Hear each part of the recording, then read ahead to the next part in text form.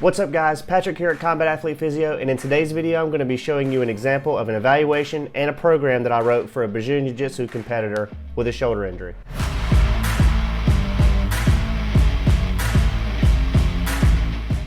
On April 22nd, Troy texted me asking for advice about some shoulder pain he had after hearing a pop in his shoulder while warming up a fighter he was cornering. I asked for some pictures from different angles, and with this I was able to give him some better advice on how to manage the symptoms until I could evaluate him, which including letting the inflammation process run its course and gently moving it as much as possible to tolerance.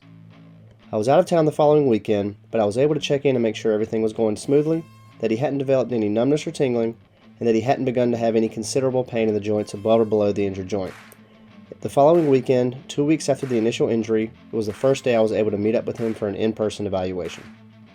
First, we talked through the mechanism of injury. Here I'm acting as the fighter that was on Troy's back, and as he grabs the underhook and puts his arm out to post and tries to press up, I press into him grabbing the opposite knee, putting much more pressure on the arm that he's using to post. The best way to visualize this is thinking about a single arm push-up with weight on your back. This puts a huge demand on the muscles in the front of the shoulder called the pectoralis minor and major. Let's take a look at the anatomy using the Human Anatomy Atlas app. The pectoralis major runs from the humerus to the medial portion of the collarbone, down to the sternum, and in the cartilage of the true ribs, allowing it to perform horizontal adduction, seen here, resembling the movement of a push-up. And when asked to perform this movement from his knees, Troy reported a 4 out of 10 pain. The pectoralis minor lies under the pectoralis major, and it attaches from the coracoid process to ribs 3 through 5.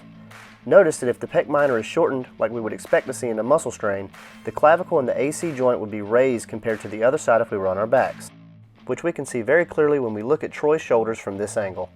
After further testing, we found that the rotator cuff was pretty strong, but that strength testing for the horizontal adduction was painful and weak on the right compared to the left. Before we get to the plan, here's an overview of the flow of the evaluation.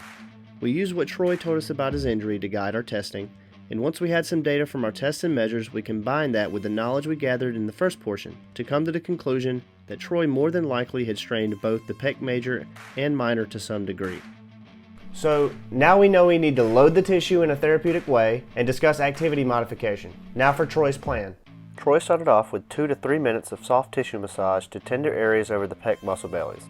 Next, he completed unilateral press iso holds with gentle rotations to tolerance. 3 sets of 30-second holds with 30 seconds of rest in between each. Third is 3 sets of 5 of plate squeeze with the press, slow and controlled with 10-pound plates. And finished off with a gentle pec stretch for 2 sets of 30 seconds each.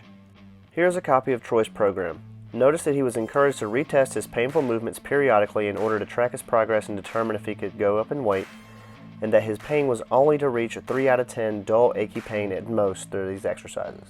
Even though Troy had been doing a good job of this already, we discussed how to further modify his activity while he was coaching and training in the following few weeks, periodically testing how his arm felt and progressively easing back into positions that may have otherwise been painful early on.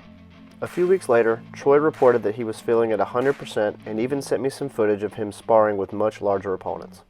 Thank you guys for watching, and comment down below what you guys want to see next. If you have any pain and you're interested in an online consult, or if you're in the Lexington, Kentucky area and you want to meet for an in-person evaluation, just email me at combatathletephysio@gmail.com or DM me on my Instagram that I'll link in the description. We'll see you guys next time.